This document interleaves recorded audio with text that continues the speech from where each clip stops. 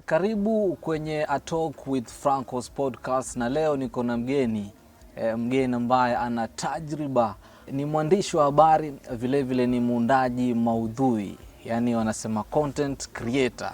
Ametamba sana kwenye tasnia ya uandishi wa habari katika runinga na pia kwenye maredio kutoka kitambo, tukiwa bado wadogo sana. Anatambulika kama Lolani Daniel Kalu.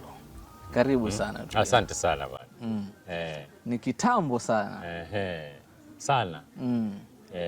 So Lolani, wale wasiokujua, najua wengi wanakutambua sana, lakini wale wasiokujua, unatoka maeneo gani ya Kenya hii?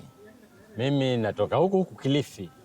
Mimi ni mzaliwa wa kaunti ya Kilifi. Kilifi wapi? Kaloleni. Kaloleni Giriama. Pale ambapo kuna hospitali ambayo ilikuwa na umaarufu sana, inaitwa St. Luke's Hospital. St. Luke's Hospital. Kwa Kidungajeni yani. Hapo. Unajua maana Kidungajeni kikwetu sisi ina maana tofauti. Yani ilikuwa wale wageni wanaokuja pale wasipochunga basi wanaacha pesa zao zote hapa. Yani wanaumizwa. Kwa ufupi wanaumizwa. Kwa Kidunga huyo mzee alikuwa hana mchezo. So Lolani, umefanya kazi sana kwa media house tofauti. Nikizungumzia kuna NTV, Cape Media, TV47. Ni nini kilikufanya mpaka kikakuinspire ukajoin katika hii tasnia ya wanahabari? Kwanza tuanzie ni lini kwanza. Na nilikuwa wapi, nafanya nini. Ni kwamba ni bahati mbaya kuenda kwenye vyombo vya habari. Ilitokea tu. Lakini mbona itokee tayari? Haukuwa na ambition? Nilikuwa nafanya shughuli zingine kabisa. Mwaka wa 85 ndio mimi nilizungumza kwenye microphone kwa mara ya kwanza. Nilikuwa na miaka 20. Kwa kijana mdogo tu. Sasa kulikuwa kuna mkutano wa kina mama wametoka Beijing, China. Sasa maslahi yao nini. Sasa kukawa kunatakiwa kuna mkutano wanaletwa kutoka sehemu mbalimbali za humu nchini. Pale KICC. Sasa mimi wakati huo nilikuwa ni msanii hivi. Unajua ukizungumzia usanii wa muziki, nilikuwa msanii wa muziki na nyimbo za kitamaduni. Nyimbo za band kabisa, tulikuwa tunapiga na band. Tulikuwa napiga drums kwenye group ya reggae. Lakini ulikuwa mshikilia kipaza sauti? Nilikuwa naimba napiga ngoma. Drama. Sasa lakini wakati huo, miaka hiyo, kulikuwa watu ambao wana vipaji wanatakiwa kwenda, wanaenda kwenye kituo cha kipekee cha radio na TV kinaitwa Voice of Kenya. Ilikuwa ni VOK. Sasa vijana wanaenda pale, ndio ambapo ndio wale content creators wa wakati huo. Sasa content zinapitia hapo tu. Hakuna YouTube, hakuna nini, hakuna mitandao ya kijamii kwa bado. Sasa content zote zinapitia kwenye kituo cha runinga na radio cha Voice of Kenya. Na ilikuwa hiyo peke yake? Hiyo peke yake. Kwa hiyo vijana wengi tulijikuta pale. Tunafanya content za vipindi vya comedy hivi. Na mimi kwa sababu nilivyokuambia nilikuwa ni mwanamuziki. Sasa kuna vipindi vya kupromote wanamuziki pia. Kwa hiyo kuna kipindi kilichonifikisha hapo, kwa kuwa napiga muziki. Kwa kuna kipindi chaitwa Music Time. Ilikuwa kinasimamiwa na yule Obachi Machoka. Sasa hivi kwa Citizen. Ndiye alikuwa anafanya kipindi. Sasa mimi nikaenda pale, tukaenda na vijana wenzangu, tukapiga na sisi tuonekane kwenye TV. Unaona. Lakini wale wengine nimeshikana nao, wana mambo ya madrama na nini. Unaona, ndio nikapatikana kujulikana kwamba naweza kuzungumza kwenye microphone. Ikasadifiana na hayo mambo ya conference center. Sasa kwa hivyo ndio nikakwama pale. Kuna mambo mengi nafanya tayari hapo. So apart from kuwa msanii, hii talent yako ya uigizaji Ilitokea hapo ama ilikuja baadaye? Ilitokea zamani nilipokuwa high school. High school ulisomea shule gani? Kwale Boys. Sasa wakati huo mimi tunajiunga na zile vile drama club nini na act. Nilijikuta kwenye zile set books. Nilikuta tu act kitabu inaitwa Betrayal in the City. Betrayal in the City. Mimi nilifanya Betrayal in the City. Sasa mimi nilikuwa yule Jasper Wendo. Jasper Wendo, kulikuwa na nilicheza Jasper. Sasa nikawa ni mdogo sana na yule ambaye anacheza naye ni mkubwa. Kwa hivyo wakasema mara ghafla mimi nimechukua lines zote niko nazo mimi. Sasa tutakwenda kushindwa kwa sababu huyu haendani wakampa mtu mwingine hiyo role. Kile tukashindwa. Sasa mimi ndo nilikuwa na lines niko fit tayari. Nikalia sana kwa sababu nataka kucheza pale lakini sasa baada hapo ndio ikachipuka sasa huko kwenye content creation.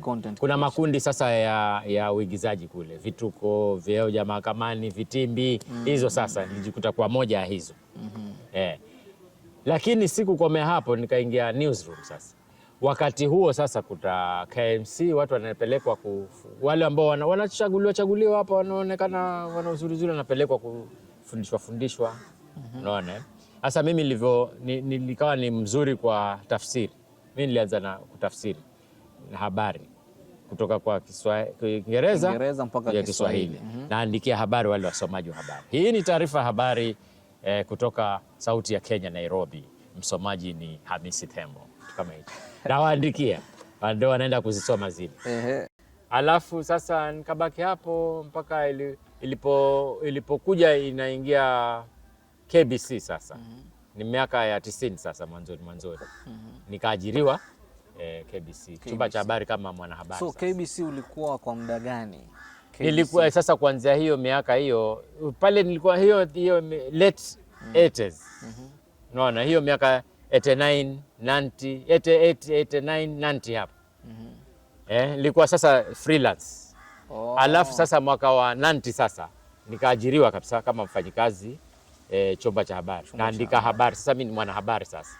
Reporter. Alafu nikatoka Maokoto. Pesa ulikuwa unapokea kwa shilingi ngapi? Mshahara ya kwanza kabisa ilikuwa shilingi 900. 900 kwa mwezi. Sasa 900 unapiga sherehe hiyo. Wewe unafikiria 900 hiyo si kama sasa hivi. Hiyo ilikuwa pesa nyingi sana, maana yake zilikuwa tutalipa nyumba, twala, twapelekea wazazi. Sijaoa wakati huo tena hapo ni kijana, lazima pia ubalance huko na balance. Sasa mimi nilikuwa na hivyo mshahara wangu wa kwanza ulikuwa shilingi 900. Na ukitofautisha media ya zamani tangu zile enzi za KBC na media ya sasa, tofauti iko vipi? Tofauti iko pale ilikuwa sasa hakuna technology si kama hivi sasa. Hivi sasa mambo rahisi, kila kitu ni kiko kwenye vidole hapa, hata kuna AI. Siku hizo sasa ilikuwa si hivyo. Kwanza na kuanzia kule kwa mambo ya uigizaji. Maana ndio tulikoanzia. Sasa ilikuwa ni monologue. Ilikuwa ni analog. Ilikuwa ni analog. Sasa kuna machine kubwa.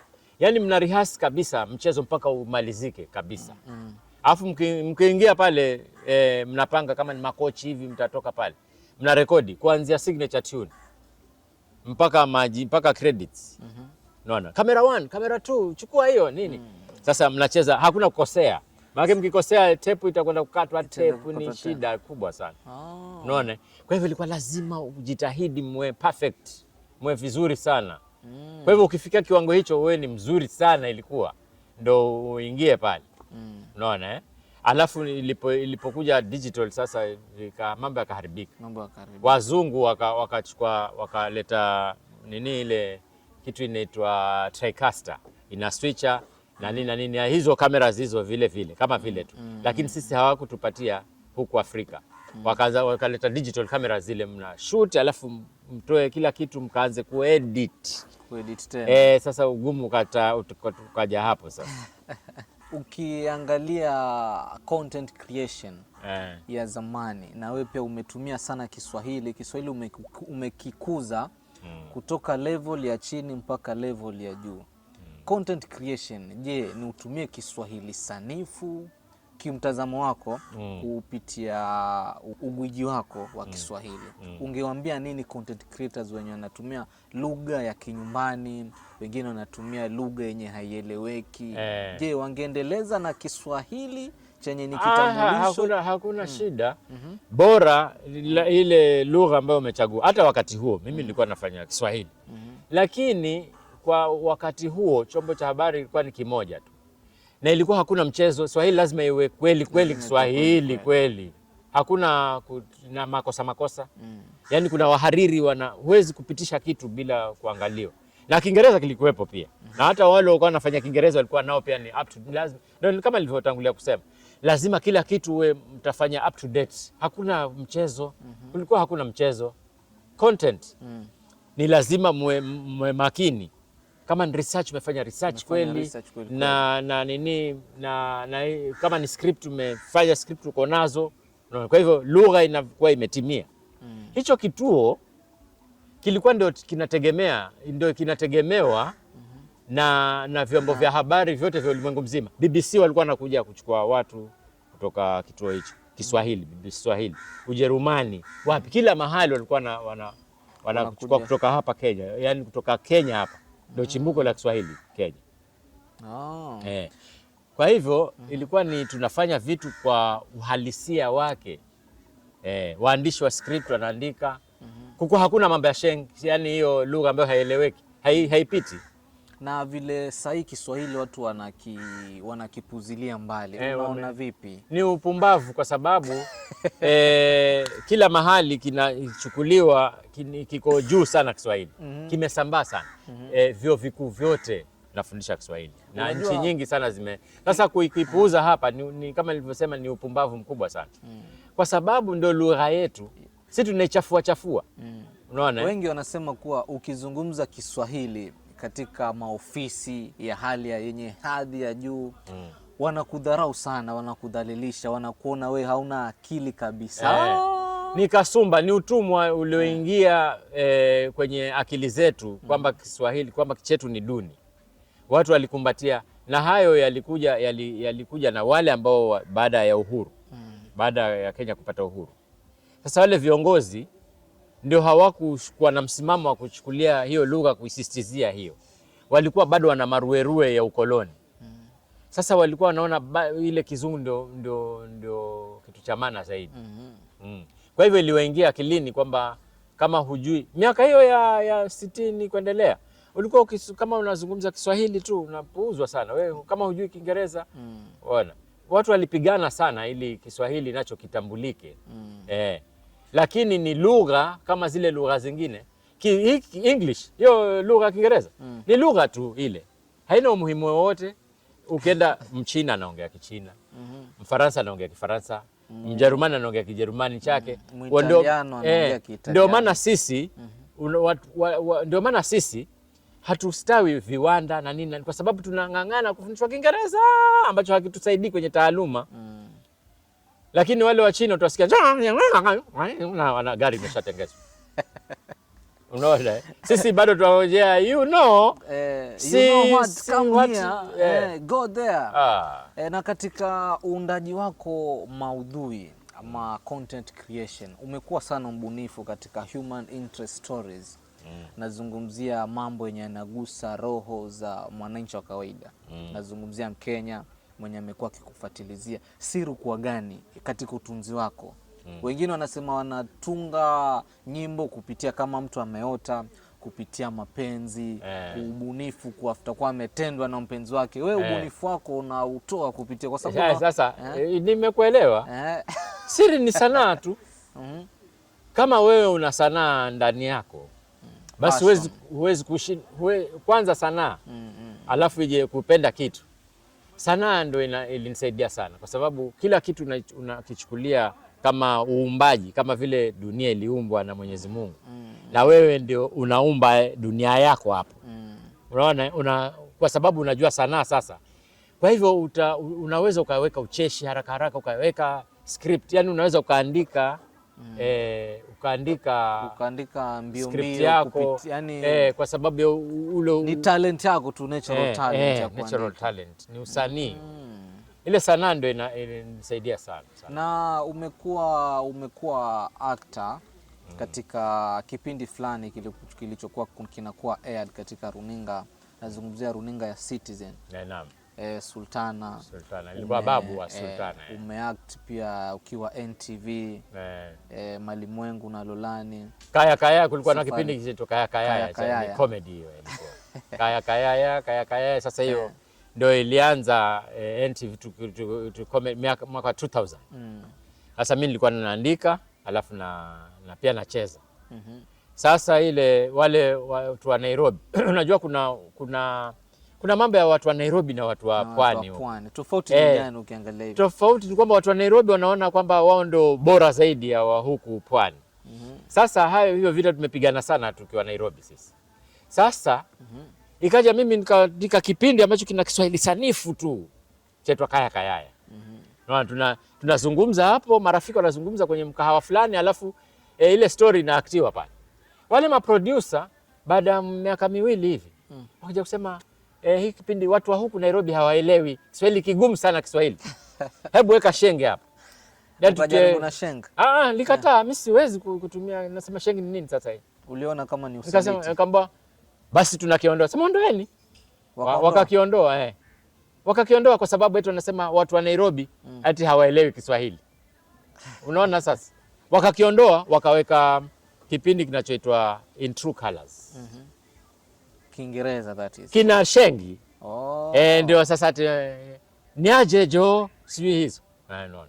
Alafu ndio akaweka, ndio ikaja Ridiculous.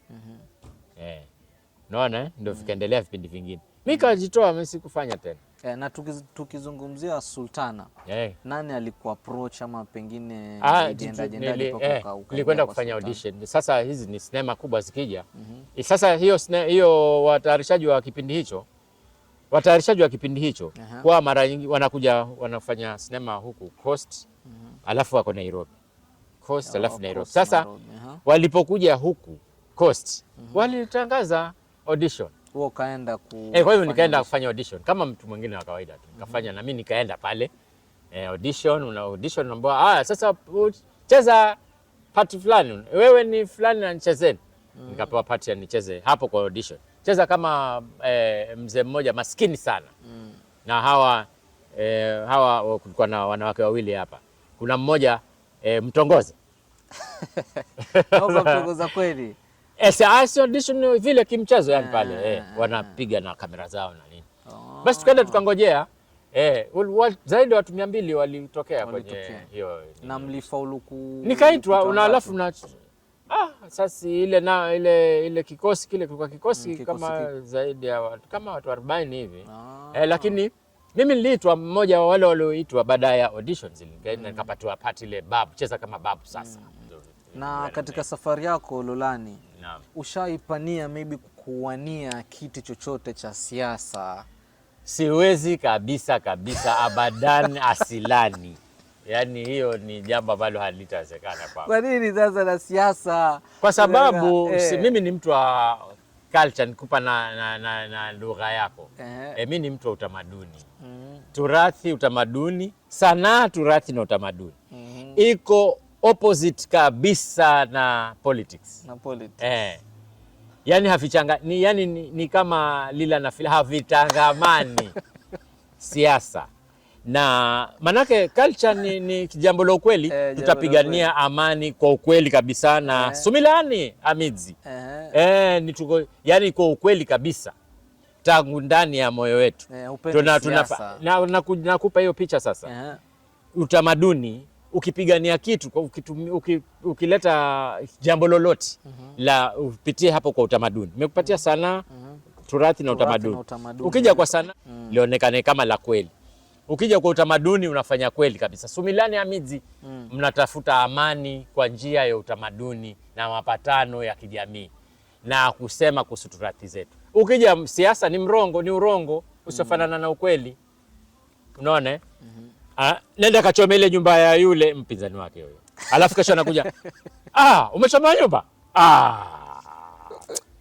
Balaa sana hii. Yaani urongo. Sasa kwa bahati mbaya nchi zetu, nchi zote za dunia zilichukua mfumo wa uongozi wote wakauweka chini ya siasa.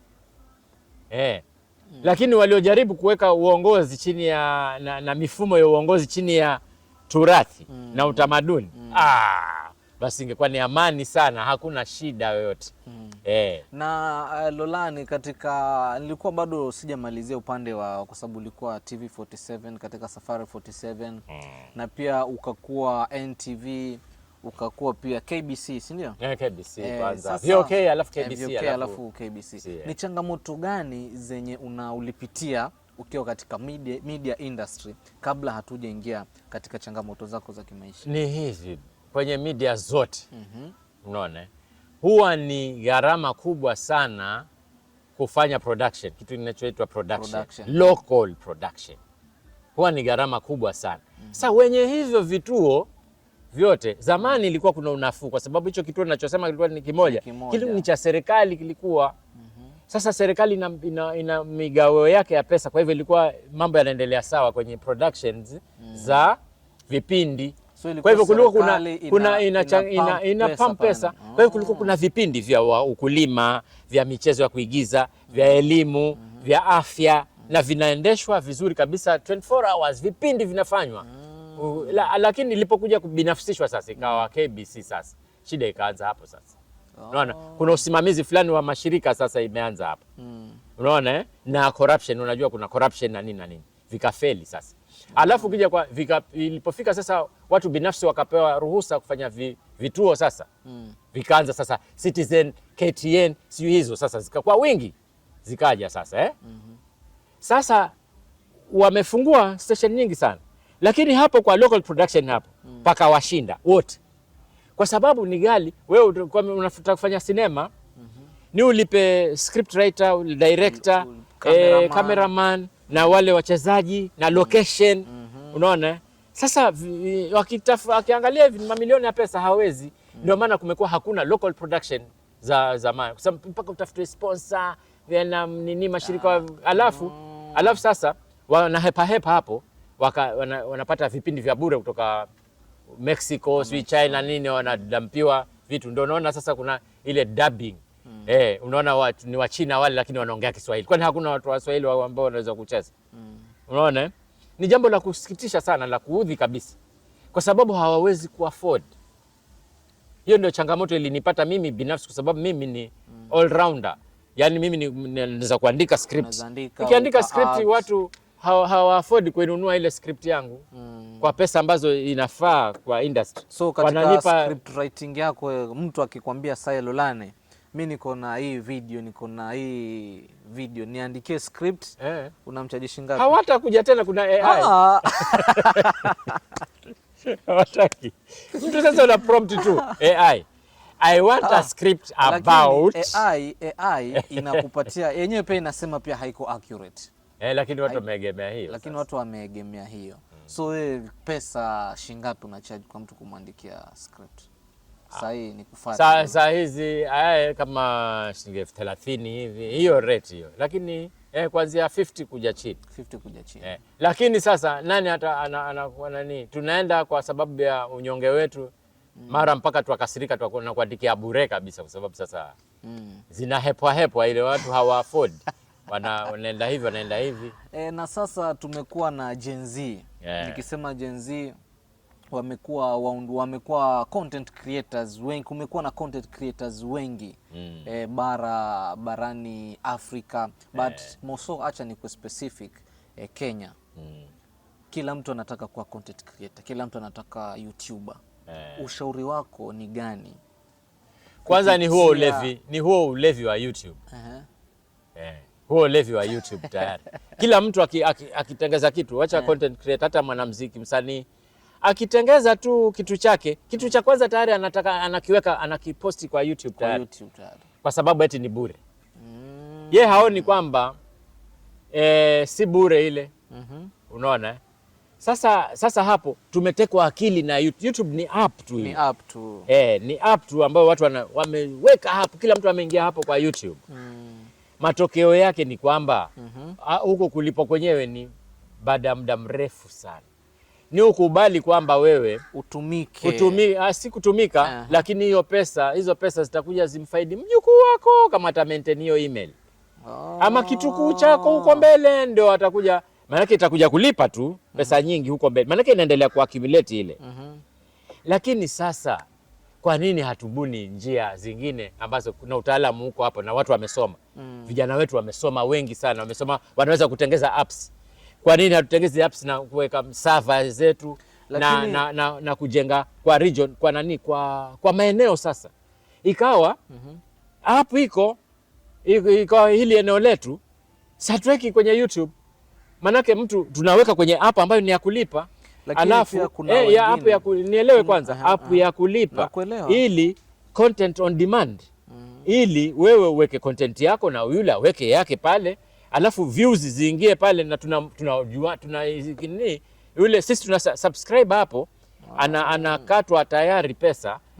Hizo pesa zinazokatwa nusu yake kama percentage yake inaenda kwa yule ameweka content, na nyingine zinabaki kwa system. Mfano kama Viusasa tunge concentrate na hizo. Sasa tunaona wajanja. Kwa mfano hizo sinema ulizozitaja, sinema ulizozitaja wewe hapa, Pete, Sultana, sijui nini hizo, huwezi kuzipata kwa YouTube. Ama unaweza kupata kwa YouTube? Kwa sababu ukizipata kwa YouTube hapo, kwa nini mtu atakwenda kulipa kule? Kwa nini akalipe na zinapatikana bure? Nimekuelewa sasa. Kwa nini ukalipe na watu wanapatikana? Sasa tungekuwa tumetoka kwenye upuzi huo una create ile demand ya mtu kutaka kununua kile akinunua inafaidisha tayari mtu fulani hapa, na yeye pia anapata faida. Unaona, yeye akinini. Lakini unajua pia YouTube nayo iko rahisi. Kila mtu kitambo utengeneze app, unajua wewe iko very expensive, na watu wengi sana katika maisha ya kiuchochole ziko hizo apps ambazo zina content on demand. Tungezisupport sana hizo, tukaachia yani kwa hawa watu kwa content hao. Sisemi tusiweke kwa YouTube vitu vingine, lakini kwa hizi biashara ambazo zinaweza kutufaidisha hapa, tunge support hizo maviews sasa hizi na nyinginezo. Ukawa unapata pesa, unaipata tu mkononi, unapata kisha umepromote ile, yani umejipromote wewe mwenyewe, zinaendelea tu hapo, zinajenga na nini. Sasa katika maisha ya kisasa, acha turudi kwenye maisha ya kisasa sasa. Lolani, umekuwa sana maarufu Kenya nzima, hata sasa hii president anakutambua. Sijui kama president lazima anakutambua kwa sababu umekuwa jina tajika pale nje. Ati kwa sababu ya kusema zile habari unasema, ukimtaja Rais Mheshimiwa William Ruto alafu ndo ikisha hiyo story unasema mimi ni Lolani. Sasa uko karibu naye hivyo. Lakini umekuwa umaarufu na lifestyle yako ya umaarufu, wengine wakiwa maarufu hawatangamani na watu, wanakuwa mbali sana na society, ama lifestyle yao inakuwa ni ngumu sana, tofauti sana. Wewe iko vipi kwako kama sasa kwa mimi? Sasa mimi niligundua kitambo kwamba ufahari, umaarufu, yani sanaa hii usiambatanishe na ufahari. Mtu yote anaweza, yani sasa ile sasa hivi utaishi maisha ambayo ni ya urongo, ya kunatishwa kibandia, kwa sababu unataka ule umaarufu uonekane. Sasa wewe una gari na huna sasa. Sasa unalazimisha. Wanasema fake it until you make it. Sasa kule kulazimisha, mimi siwezi kulazimisha. Kama sina, kama ninayo. Lakini pia wanasema pia ukiwa available sana pia hadhi yako inarudi chini. Ni hizo fikra ambazo ni, lakini ni ukweli, kuna ukweli fulani. Kuna ukweli fulani. Kwa sababu mimi kama ni content creator, mimi kama ni YouTuber, nikiwa available sana, demand yangu kwa soko itarudi chini. Hata value pia, kama ukimake concert, kama ukienda kwa show, watu wamekuzoea. Ni hivyo viwango sasa ni hivyo viwango vyenyewe vya kufika hapo. Je, kuna celebs kwetu? Viwango vyenyewe vya kufika hapo sipo, Wewe unazungumzia viwango vya watu kama Michael Jackson. Ulikuwa unaweza kukutana naye barabarani hapa Michael Jackson. Unaona? Lakini sasa ukilinganisha Michael Jackson na content creator wa Kilifi. Alafu aseme kwamba mimi sasa nisionekane naishi peke yangu. Na hana hata gari. Kulazimisha sasa huko. Sasa Lolani, ni kitu gani sana ungependa watu wakukumbuke nacho katika jamii? Tuseme sahihi, ungetaka vipi yani jamii ikukumbuke nacho pale nje? Ni ile nia yangu ya kujengana na kuinuana na kusaidiana. Ndio ambayo mimi pia nairudisha na yani turning back to the society na return hiyo, kwa sababu wale mashabiki wangu walinijenga sana. Hao ndio walinijenga, hao mashabiki hao. Sasa mimi kuwapa kitu hiyo ni kitu kizuri sana. Kitu kizuri. Lakini sina hamu sana kwamba lazima nijulikane kwa kitu fulani. Yani legacy fulani. Hayo ni mambo ambayo yanakuja yenyewe. Yani watu wataji mimi ninachopigania sasa ni amali zangu kule mbele kwa Mwenyezi Mungu napeleka nini? Mimi mwenyewe sasa. Na tukiona sasa umri pia umesonga lakini unapanga kuretire lini kutokana na wanahabari wako? Kwa sababu pia naona pia umekula chumvi sana kidogo. Haraka iwezekanavyo. Manake pia nafasi kwa vijana ni vizuri zaidi waendelee nazo na nini. So tuku miaka kama mingapi ijayo? 10? Majala yake Mwenyezi Mungu, sasa hatuwezi kujua. Bado tunakuhitaji vijana kama sisi, bado tunakuhitaji. Utuguide, utupe wosia, useme hapana, hapa Francos unakosea, hapa iko sawa, hapa unakosea. Hata mzee Chai pia pale unamwambia hapa kijana kautu hata kama kamaisha, lakini pambana sana. So Lolani, wosia wako wa mwisho, tukiangalia hii kamera yako, wosia wako wa mwisho kwa wanahabari kina sisi wenye tumeingia katika media industry lakini hatujajua kunaenda vipi pale mbele? Ni kuipenda hii kazi, kuipenda kwanza, kuwa na passion nayo. Alafu kutofikiria, usipime na kipato unachokipata. We ni ufanye kazi hii kwa kuipenda na kwa kufanya research zako vizuri na kwa kujitolea. Basi utafanikiwa sana. Huo ndio ushauri wangu kwa vijana ambao wanaingia katika tasnia hii. Penda hii kazi na uifanye kwa bidii na yani kwa kujitolea, na uwe unapatikana wakati wowote. Ni kama mwanajeshi yani. Mwanajeshi. Na wosia kwa kijana mwenye hajaoa? Aoe haraka.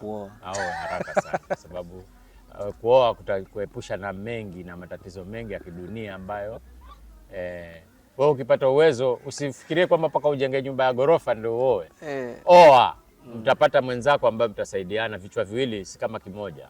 Lakini ushauri wako kwa mwenye kuoa, je, kuoa kunafaa mtu aoe akiwa na miaka 25 ama kama bado ana nguvu? Kama bado una nguvu oa, kama bado una nguvu usingoje mpaka nguvu zimeisha. Ama na miaka mingapi? Zimalize na nani? Wewe ulioa ukiwa na miaka mingapi? Hapo 25 hapo 30 hapo.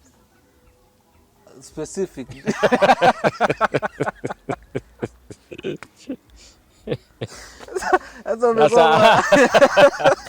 Sasa tusiende sana.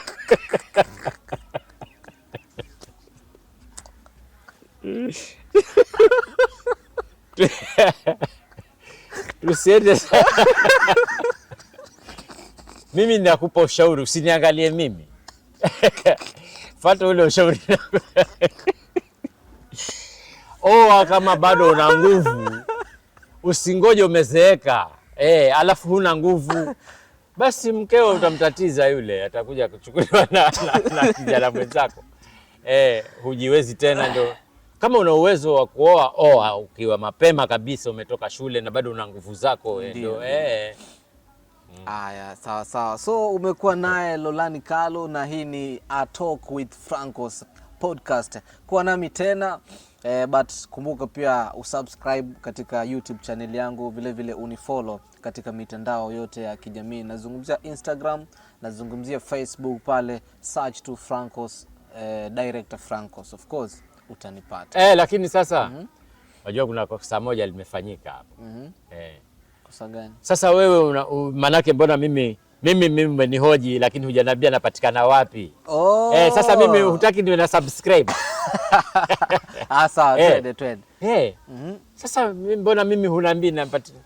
Na mimi kwani mimi siko kwenye ama hii mitandao ya kijamii ya vijana? Sawa, waambie kwa unapatikana wapi. Unajua umri wako pia kidogo, mambo na social media huwa mimi napiga AI mbaya sana.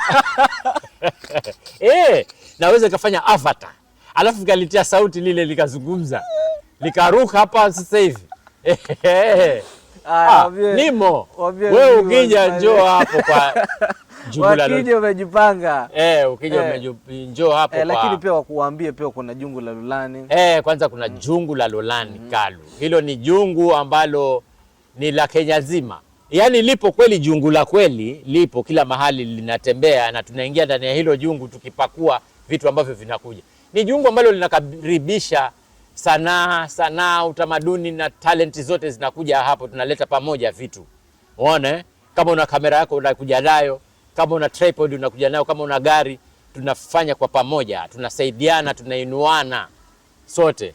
Tunanyoshana vipaji pale kwenye jungu la Lolani. Utalipata kwenye mitandao ya kijamii jungu la Lolani. Pia ni program ambayo ipo katika Coco FM, Coco TV, jungu la Lolani. Mbali na hayo kuna mtandao media. Simekwambia mimi niko kwenye mtandao.